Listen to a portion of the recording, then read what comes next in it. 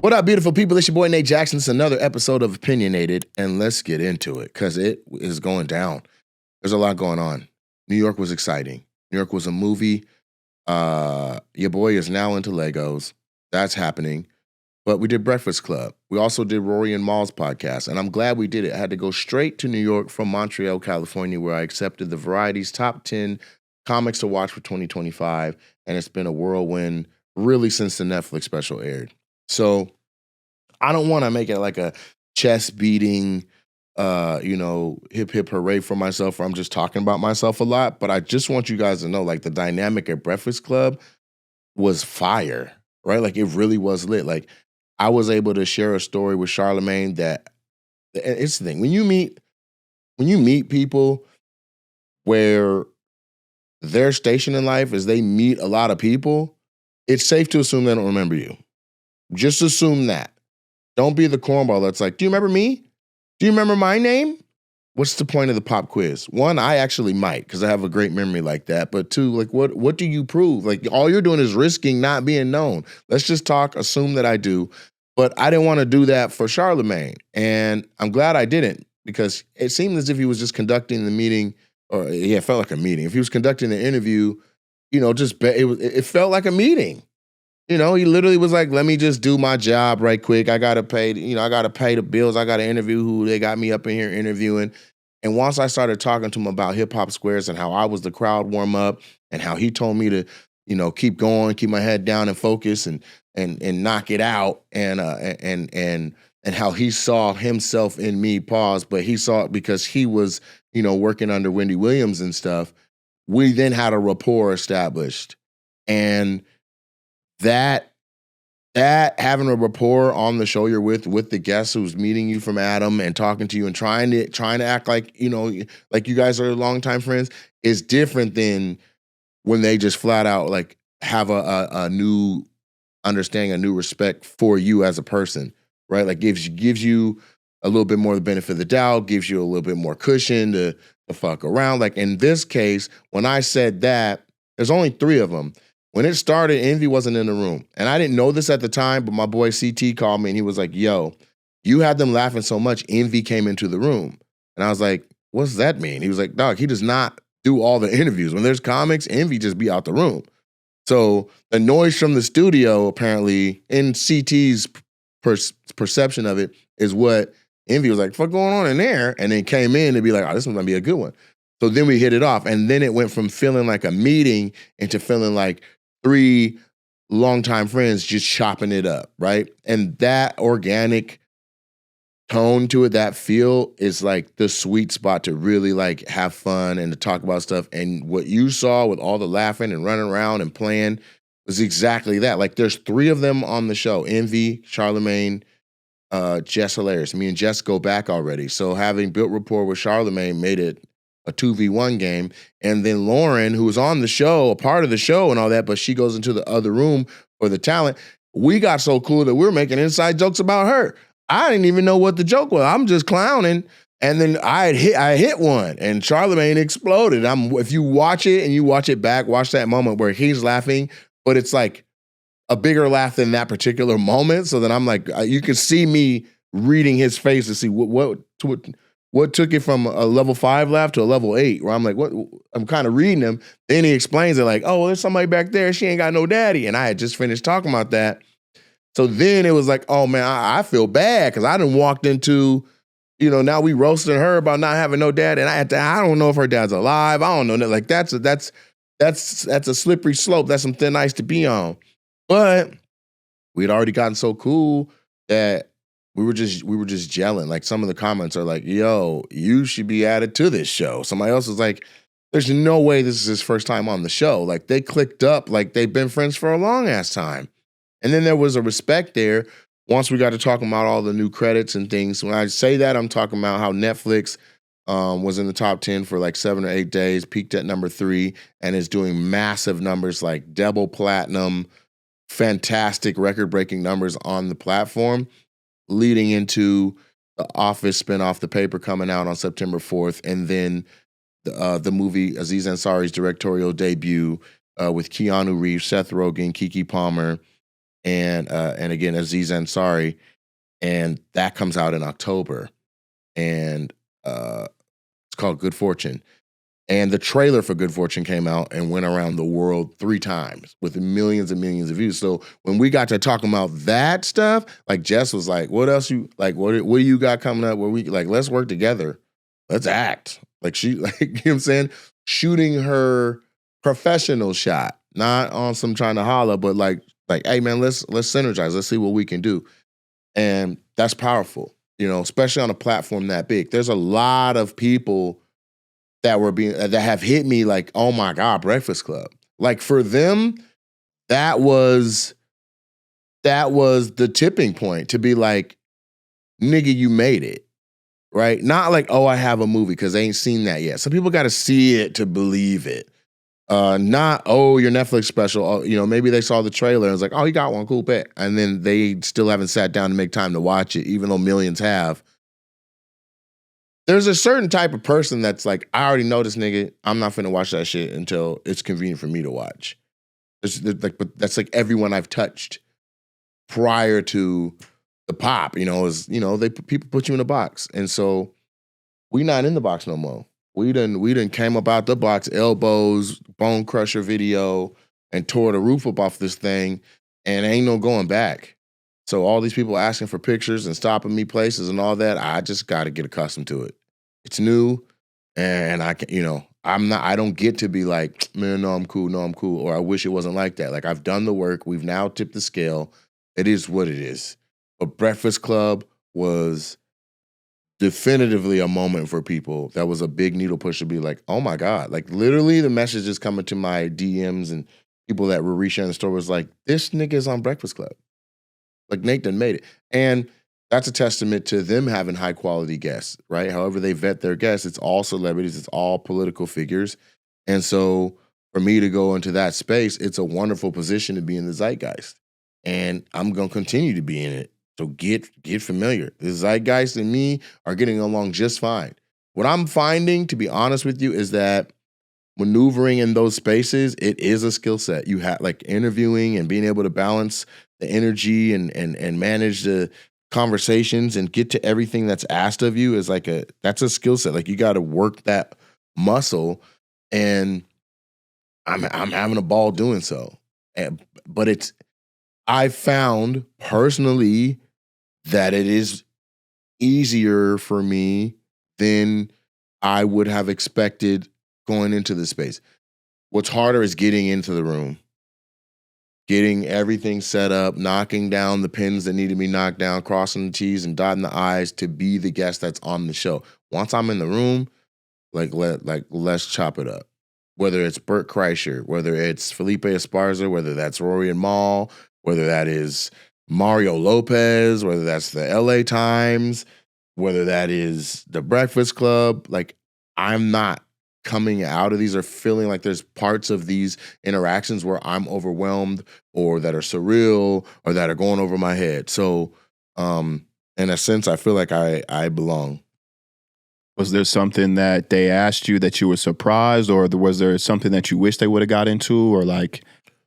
No, it was refreshing that they weren't like, how'd you start comedy?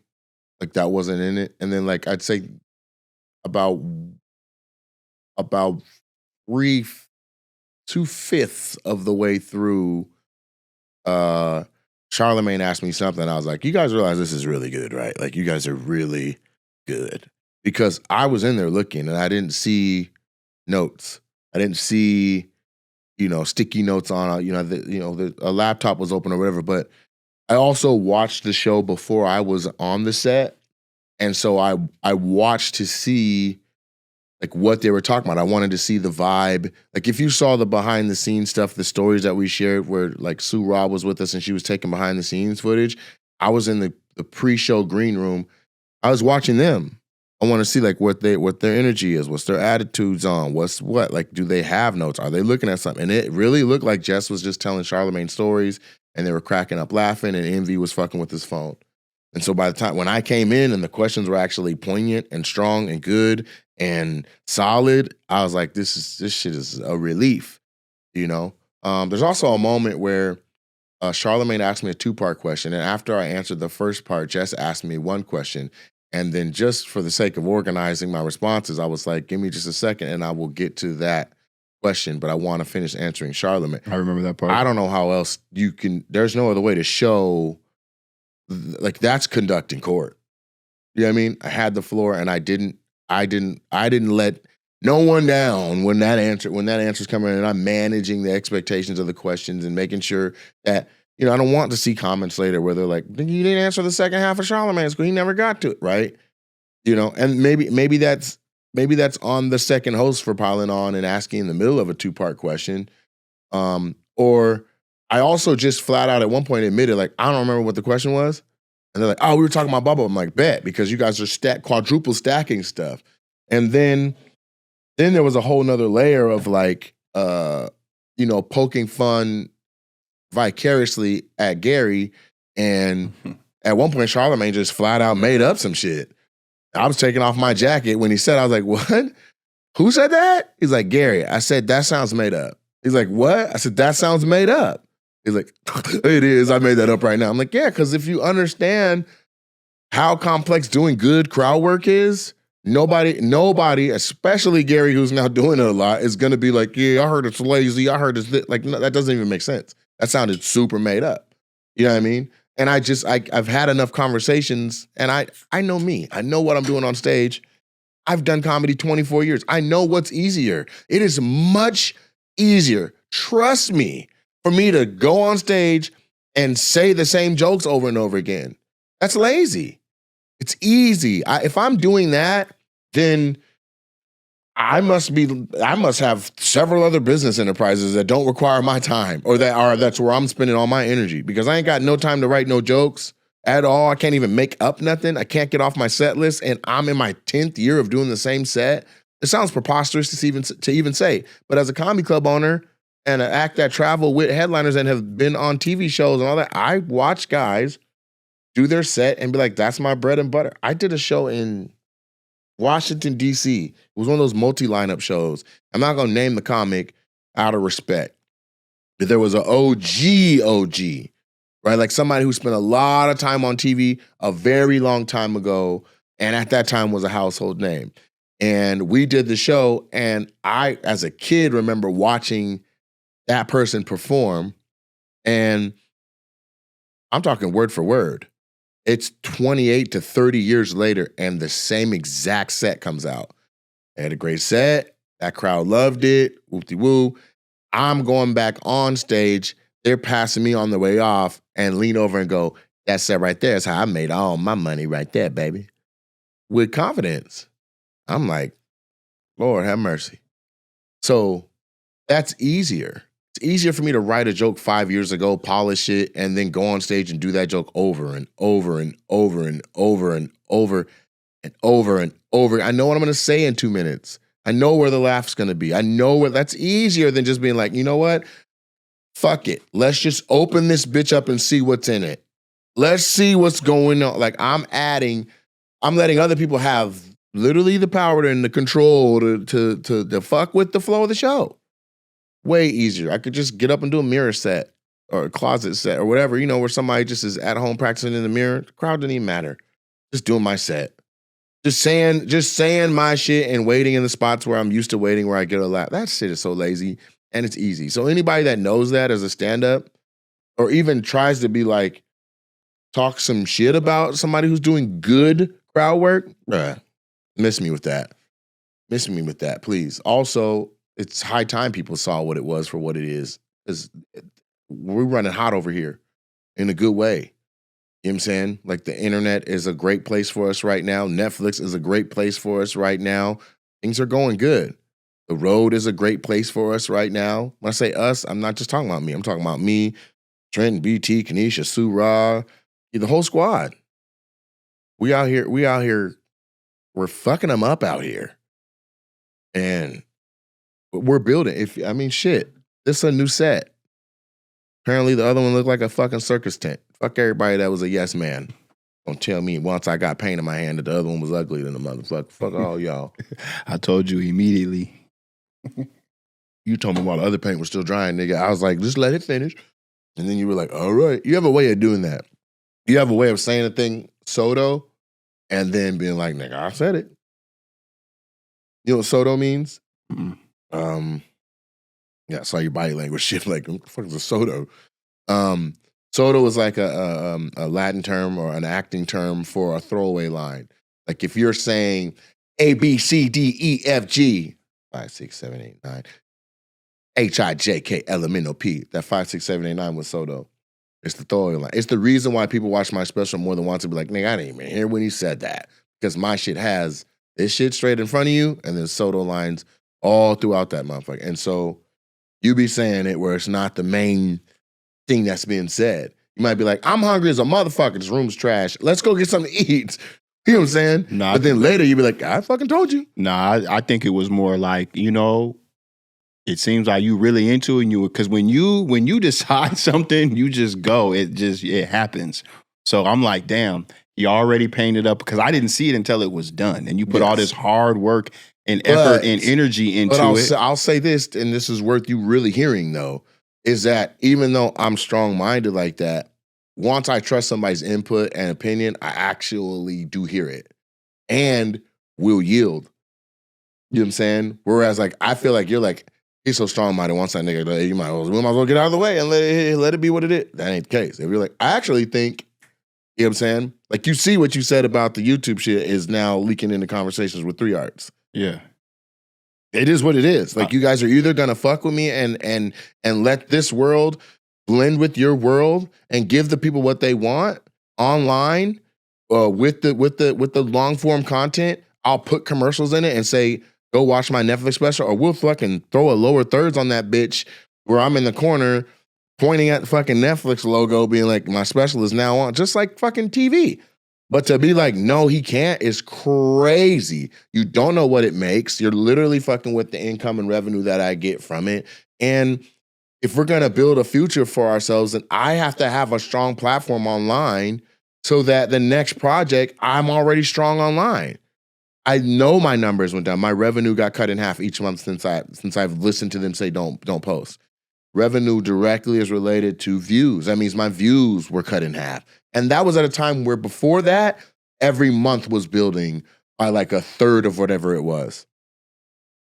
750,000 people, and we were gaining 65,000 people a month. And now we're gaining 11,000 people a month. Like that's devastating to what's going on. It can't continue. So they either are gonna have to wake up and get with it, or I'm gonna have to show them, because and this is with the utmost respect for them as a business, for them as a conglomerate, as a platform, because I am not trying to burn no bridge. But you gotta understand how this is different than anything they've ever seen. There is 22 hours of crowd work joints on the internet, and they're all within the last year and a half. You've never put anybody on that platform that has that's doing that. Now that we are, the audaciousness to be like, don't post those no more, and ask me to not post for hella months is wild. Like you're getting me eaten alive online. The people who watch on YouTube, go watch on Netflix. The people who watch on Netflix, go look for more if they love you over on YouTube. It's a cycle of just steady feeding views to the Netflix special. Once somebody loves you, they want to see all of your shit. All of it. So it would behoove all of us to let me post and just like, let me turn the crowd work joints into, we'll run lower thirds, or I don't mind using the green screen and stand in front of that so I can literally pop up on the screen during the crowd work joint and just be pointing at the Netflix special. I'm sorry to interrupt the episode, but it's time to pay our sponsors. This episode is brought to you by Zippix nicotine-infused toothpicks. Zippix brings you a totally satisfying, convenient, and great-tasting way to curb your nicotine cravings. Now you can get your nicotine fix anytime, anywhere, without having to rely on vaping or smoking. Zippix Toothpicks give you an easier, better, and more discreet way to get your fix. Let's face it, kicking bad habits like vaping can really be tough.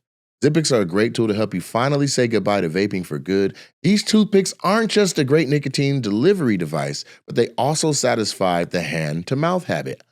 Mine is cinnamon. It's delicious.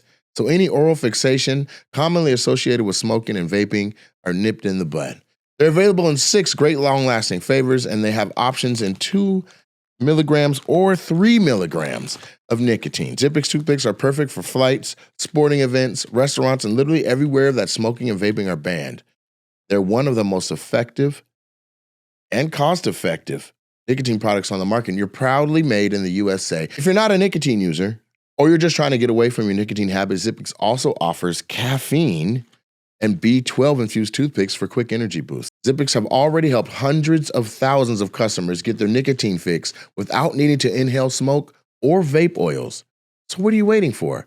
Give your lungs a break and try Zippix nicotine infused toothpicks. Ditch the cigarettes, ditch the vapes, and get some nicotine infused toothpicks today. Only sold online at ZippixToothpicks.com. That's ZIPPIX Toothpicks.com. Get 10% off your first order by using the code NATE at checkout. You must be 21 or older to order. Warning, nicotine is an addictive chemical. Zip more, smoke less with Zippix Nicotine Toothpicks. I got to interrupt the show to pay the sponsors. I do. You listen to this, it helps the whole thing. So join the fun on DraftKings Casino. Ranked the #1 casino online experience, they've got everything you've been searching for. Thousands of exciting games, huge jackpots, exclusive offers, and more. New players get a 10-day welcome offer. 500 spins on Huff and More Pup. Literally my favorite game. When you play just $5 to start. Download the DraftKings Casino app. Sign up with the code OPINION and spin your favorite slots. The crown is yours. Gambling problem? Call 1-800-GAMBLER. In Connecticut, help is available for problem gambling. Call 888-789-7777 or visit ccpg.org. Please play responsibly. 21 plus. Physically present in Connecticut, Michigan, New Jersey, Pennsylvania, West Virginia only. Void in Ontario. Eligibility restrictions apply. New customers only. Non-withdrawable casino spins issued as 50 spins per day for 10 days. Valid for featured game only and expire each day after 24 hours. See terms at casino.draftkings.com/promos. This ends August 24th, 2025 at 11:59 p.m. Eastern Time. #1 based on Eilers and Krejcik 2H24 product analysis. I was thinking the same when you was reading those ads. I'm like, what if there was just an ad in between the crowd work? There has to be. There has to be. Also, there should be one on the end of every fucking video that's going out. Yeah. I think Netflix, they just aren't very, they're smart people. There's smart people over there. But when it comes to you, I just feel like they're just lumping you into other categories. They're geniuses, but what's happening is exactly what you're saying. They are looking at it like a cookie cutter. Here's what we do. Here's how we do it. But I'm not. If I was, then my special wouldn't have done what my special did. Right. The numbers stand, the set speaks for itself. The numbers speak for itself. The following speaks for itself. Maybe we should look at this through a lens of let's just look at what we can do with Nate and how it benefits us to let this happen with Nate. The problem is, if I do anything different than what the standard is, that's now the standard, or people are asking to do the same shit I just did. And they don't have 22 hours of crowd work online. They don't have a year and a half of a chokehold on a type of comedy or stuff. They don't got that. Yeah. So as soon as I do it, it's like, boom. But my examples that I point at are other people that already said, let me just do my shit my way. Mm-hmm. That ain't good either. But I also see them, they aren't blackballed, or they haven't been smacked on the hand for being like, yo, I gotta do my shit. They haven't. But in my experience, whether it's historical or otherwise, I've always had to be very straight and narrow in this exact same scenario. Otherwise, I get the blunt of whatever the outcome bad is. And you're like, why didn't y'all do that to that person? Why am I the one that you want to make an example of? Whether it was teachers, vice principals, fucking bus drivers, it's always like, they did it, and they did. But when I do it, it's a goddamn problem. And that's just always been the way that it is. For me particularly. It's part of the defense mechanism that got me telling jokes any goddamn way. So This is no different than that. I would love more than anything a beautiful, strong relationship, synergy with Netflix to be like, hey, we have this beautiful idea, this dope concept. You guys got first right of refusal. Do you want to put some money behind this? Let's fucking go. And then it goes on the platform and it does what the special did because we only put out dope shit and we got the Midas touch. They win, we win, everybody wins. Everybody I can touch is guapping up and everybody's coming up bread-wise. That'd be dope. But if we're not going to have that relationship, then it needs to go to where the most people can just consume it for where they already are. Because I don't think Netflix understood what your Netflix joints really were. I think in their heads, they're like, oh, these are just comedy specials. But you even say at the top of these recordings, this ain't a special. This a joint. They're more like, to me, they're more like shows. So that's like if Netflix was like, they're once a month, you were putting out a show, right? And then Netflix was like, ooh, put what you're doing, put your thing on Netflix. And then everybody's like, okay, cool, that was great, amazing. But then you like stopped the show. Like there's 3 more episodes ready to rock. But it's like, that's in my brain, that's what happened. It was like, there was this show. Even though what you put on Netflix wasn't a joint, that was a special. There's material, well thought out jokes that were crafted. And then a small amount, what was it, maybe 10 minutes worth of crowd work? Nah, there's like 17 minutes of crowd work. But mostly material, like that's a special. The joints, they're not that. They're completely different things. I'm not even looking for a certain level of excellence or a standard that I'm trying to uphold in funny on the crowd work joints. I am trying to talk about what's in front of me or what I've seen that day until I can't think of shit else to say. And that usually is an hour and 20 or whatever. And then we put out 45 to 55 minutes goes out. And that's different than a special. A special is what I was doing on the road. The special is the super funny comedy show that was on the road, which is now, it's already evolved because we filmed this at the end of January and I'd be tired of saying jokes after 2 months, 3 months. Like that closer got more burned than necessary, but it was fucking a really good closer. So I tried to use Denver to locate the new closer and let that come to me. It ain't happened. That closer was developed in Chicago during the 17 show run. We're going to Chicago again, and we're steady adding shows. So if that's the city that I get blessed with my closers in, then it is what it is.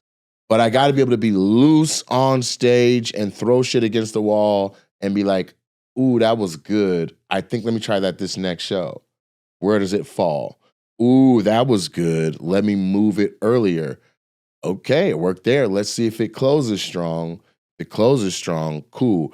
How can I prop it up throughout the show to where they have no idea that the closer is going to bring it all together? That's all I'm looking for. That's what I'm looking for. And so since I'm still developing the first 20, 25 minutes, then how do I have a closer that strings all that together? Like this is the mind of the art. This is the art that this is. And if they don't understand that, it's nuts. Here's another epiphany. Not even an epiphany. This was some shit that was said to me that was full circle as fuck. And it was said to me and it kind of just washed over. But sometimes you wake up or you go to sleep and your mind is playing back the shit that happened through the night. Sometimes you're like, that was hella disrespectful that motherfucker said not cut. But this was like a good thing. So for this, I will say name. So Nick Brazow was, he's in charge of Just for Laughs now. For years, he was under Jeff Singer, who was in charge. He was like number 2, maybe number 3. I think Allison was in charge of New Faces. And so it was like Jeff, Nick, Allison did New Faces, and then they placed all the other comics and stuff. But Jeff Singer was the gatekeeper for what talent goes to Montreal on what showcases, flat out. Then his team would help procure talent. Nick is now in charge because Jeff has stepped away since, or got made to step away. I don't know. But when I was showcasing for it, they said I can't say the Bao Bao joke, the Vietnamese car dealer joke, which is fucking great. And if you don't know what I'm talking about, go watch Breakfast Club because I talk about it. But the full circle moment of it all is that whilst at Just for Laughs, he came up to me at the after party and he said, "Ma'am, I'm so glad that you were able to come. Congratulations on the award." And he was like, "You know what's a trip? I remember after you showcased and we shied away from the Vietnamese card dealer joke, your response was, 'Tell me what you want. Because whatever it is that you guys are looking for, I have it in my bag already. But you got me a 5 to 7 minute showcase and I'm trying to just give you what's killing at the time, not knowing that there's some red tape around a thing.' I'm like, this is comedy, baby. Anything I say is good. If it's killing, it's killing." And so it was a trip to me because I remember saying that to them. I'm like, what do you want? Like, just tell me what you want. It's not about, oh, this material and this is all I say. So if you don't like this material, then I don't get to go. That ain't even how I write jokes. It's about, do you want me to go? And what's the parameters of the set? I'll build that and that's what I'll kill with. Or I'll abandon it entirely and do whatever the fuck I feel when I walk out there. I'm leaving with a W. So the showcase to me was just me doing a few jokes for y'all to show you that I'm funny, that I'm like, tap me in, let me go up there. They're like, transcribe it, see if it steps on any toes. If it does, can't have them. Like, how you even know that's the fuck I was gonna say when I get up there? That's how I felt. So I was like, just tell me what you needed, bro. Like, I got it in the bag. I got hella jokes. What do you want me to say? And Zach was like, he has a lot of material, you guys. What is it that you like? It's you tell him show him the boundaries. And he'll walk within that. He might walk up to the line, but he won't cross it. If you felt like he went across with that joke, which we don't think he did. So for him to say, I remember you said, you just had a wealth of material. And if we just tell you what jokes that you would have rocked with that.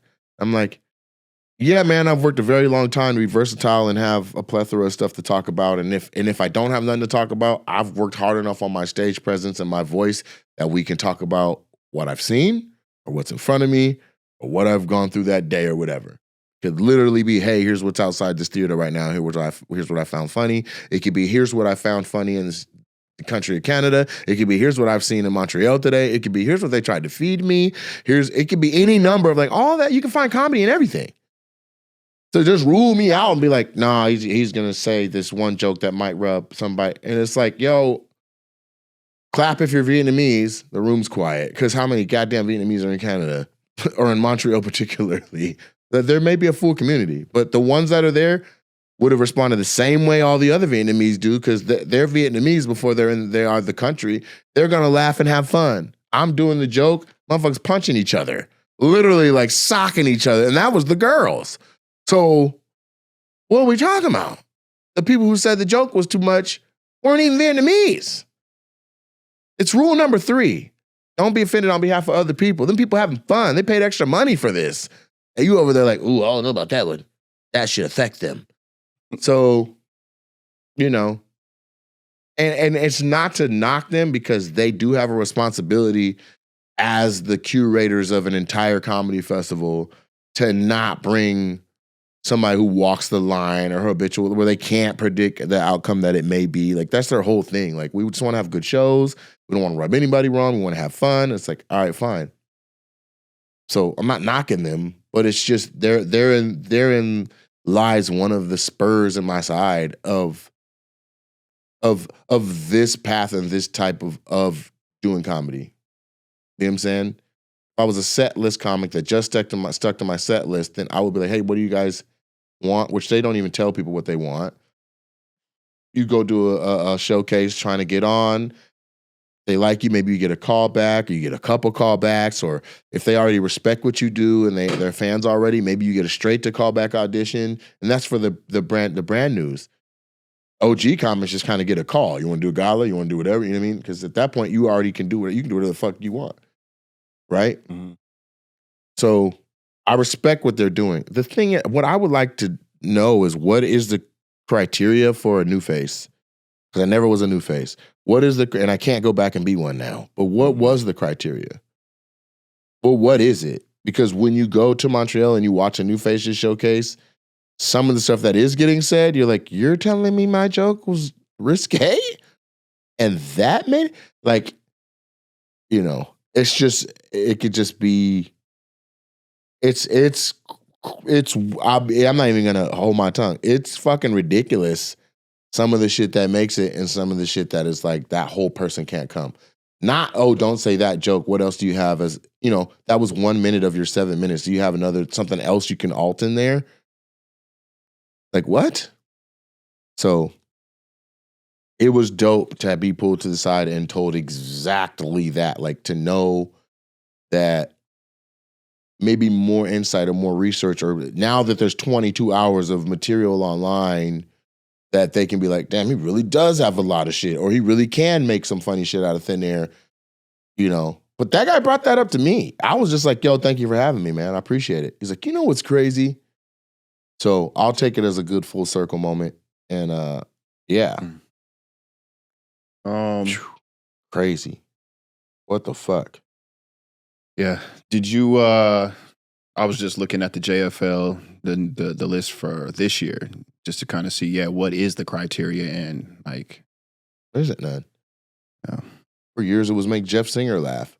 And now it's make Nick Brazow laugh, or make Allison laugh, or make you gotta rock them. You gotta rock the gatekeeper. You gotta rock the person from said entity that's in the room.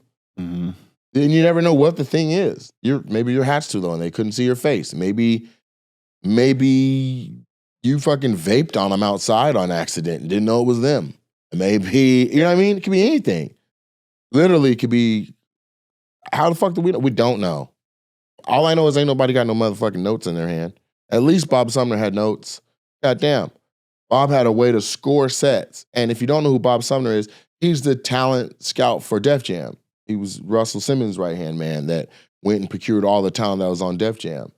And Bob had a point system where he would score people 1 through 5, and then you could get a plus or a minus next to it. So it's really 15 grades you can get. And then he also had a star system on top of that. So you could get like a 4 with a minus, but still 2 stars. And like he had his whole thing. And it would be just like on a fucking wrinkly ass, tiny ass piece of paper, or like a hotel notepad piece of paper folded up, and he would track all of it. But at least he had that. I don't know what, I don't know if JFL is just like they actually go back and they watch, but who knows? I don't know. It would be cool to know like the process. Like, all right, we watch the showcase live. We see if it motivates us and moves us. I don't even know if they realize how stuffy and stiff and dry the showcase rooms are. Half of that shit is the agents. The other people standing around, comics, venue staff, like 4 or 5 random, like just regular people, fans that got the message. And you're putting all your dreams out in front of that like not realistic crowd. So I don't think they realize it. And to be honest with you, none of it translates to Montreal's audience.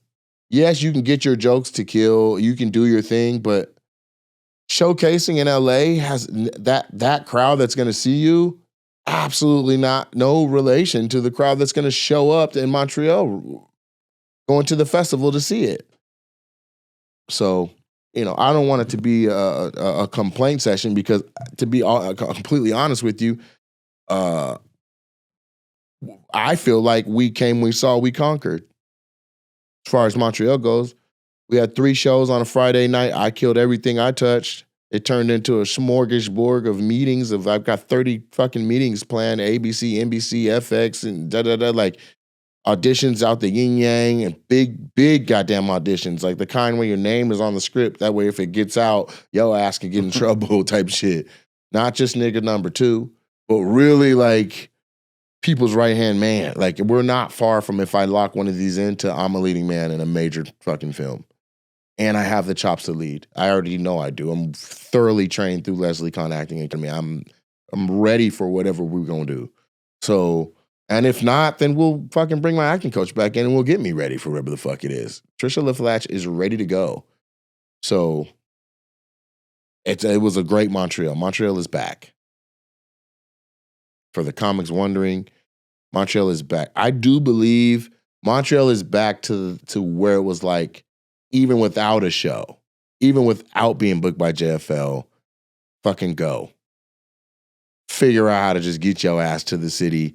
Maybe you can buy a fucking lanyard or I don't know if it's for purchase, but it's the type of thing where you can go and you can actually network and schmooze and grind. You could catch fucking your agent or your manager at the fucking restaurant.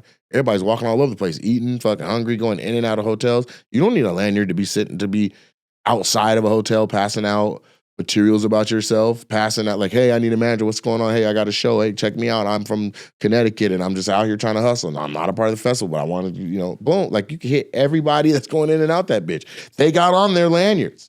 You see a yellow lanyard, that's industry. You ain't got to wonder like every other showcase where you're like, I wonder how many of them was execs. Like not in Montreal, they got on a lanyard that says it. Is it yellow? That's who you need to be trying to get a hold of. You guys going to lunch? Hey, can I pick your brain?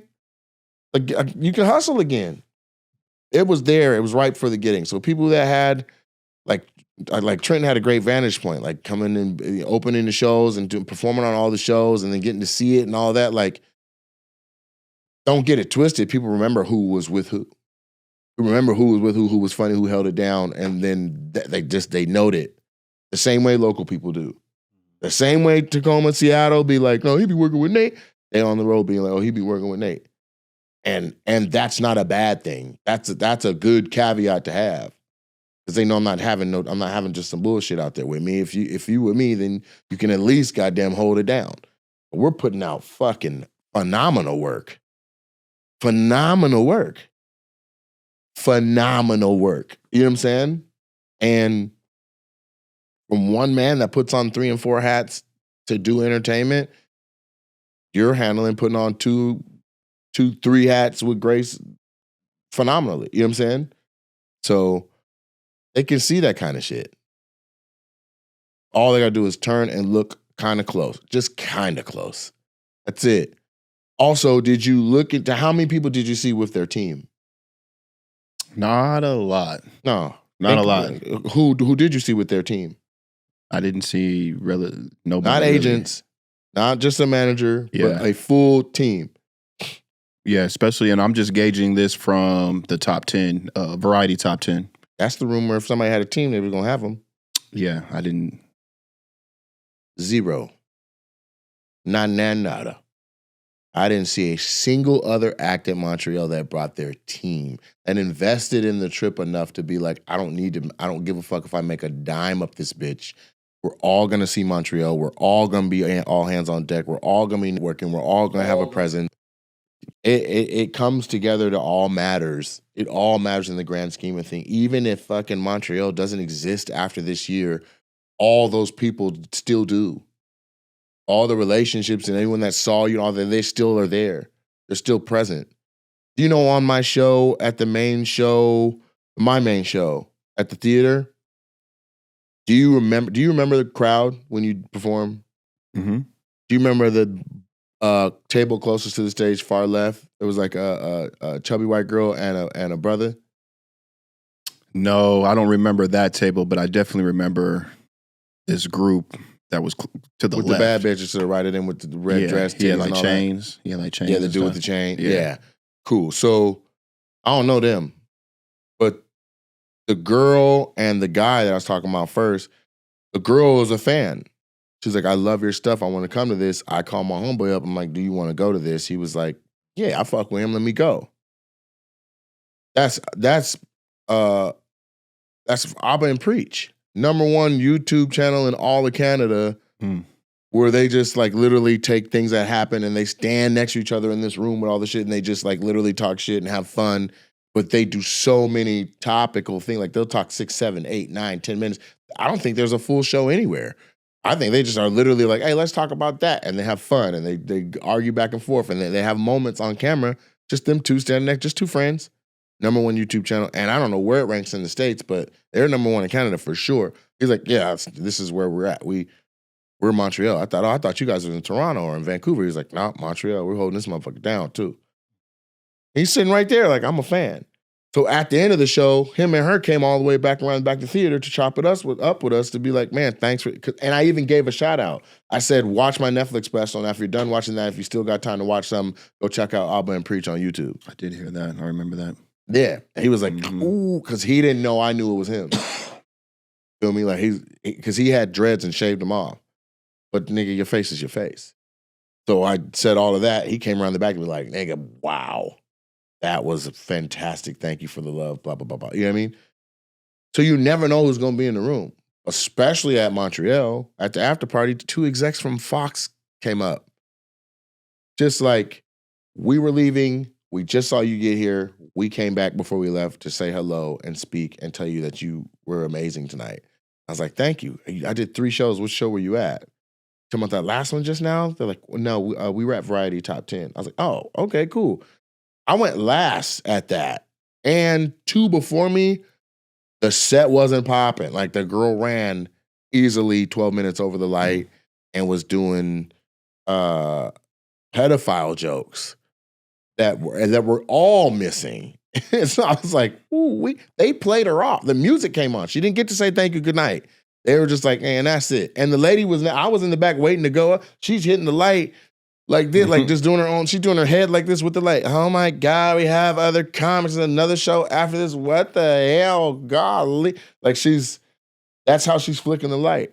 Then she gets on her headset and she's like, after this next, when she wraps up this joke, play her off. She didn't finish. She just finished that joke and was like, so then I went, she's like, oh, thank y'all, I gotta go. Runs off, comes to the side. She's like, how long was I over? She was like, you did like 24 minutes on a fucking 7 to 8 minute showcase. What are you doing? I have a show after this. There's talent after you. You know what I'm saying? That's not as conducive as just like going number 5, going number 6 in that sweet spot where it's like, whoa. Showcases like that, number 4 or 5, hottest fish grease. Then it cools off a little bit. You can heat back up around 8, 9. And then somebody has a chance to close out and it goes strong again. But it's like this. It just is. And going first fucking sucks. They call it biting the bullet for a reason. So I was really surprised to see that comic you're talking about do that, go over her set, because I'm really like about the business part of it, and especially in a situation like that, like your time, like look, we got 10 comics, everybody's doing 7, and then that's just what it is. And so running the light, stuff like that, I'm just like in my head, like when because Fred, a local comic out here, me and him were going back about that with the show that we hope. He's like, man, this is our show. We can go as long as we want. I'm like, nah, man. We should really work on. The show started at 7:30. We need to be wrapping this thing up by 9. Staff, the bar, like all those other individuals. Like there's only one person that owns it and puts money into it and has to pay for things. Yeah, that can run the light because I know what it's worth for me to run the light. Yeah, Fred doing it is fucking ridiculous. Yeah, I was just like, nah, this isn't. I get it, it's our show, but we can't just do whatever we want. Don't fucking man. Do that. It's a time thing. Fred. No. The time. It's a show. You ain't paying nobody. Yeah. If you were in charge and you were paying all the staff that's on the clock the way I am, that if the club can't pay for it, I do transfers into the account to float this whole motherfucker. Do what you got to do on stage. Do it. Right now, they were texting me to go to the club to go perform at open mic because some big ass group just showed up from Texas. They're like, yo, they're here. Their first round was like $80, and that's just their first round. They're about to really mad. Like, you want to come down and stretch and da-da-da-da-da? Like, first of all, I'm not free to see no more.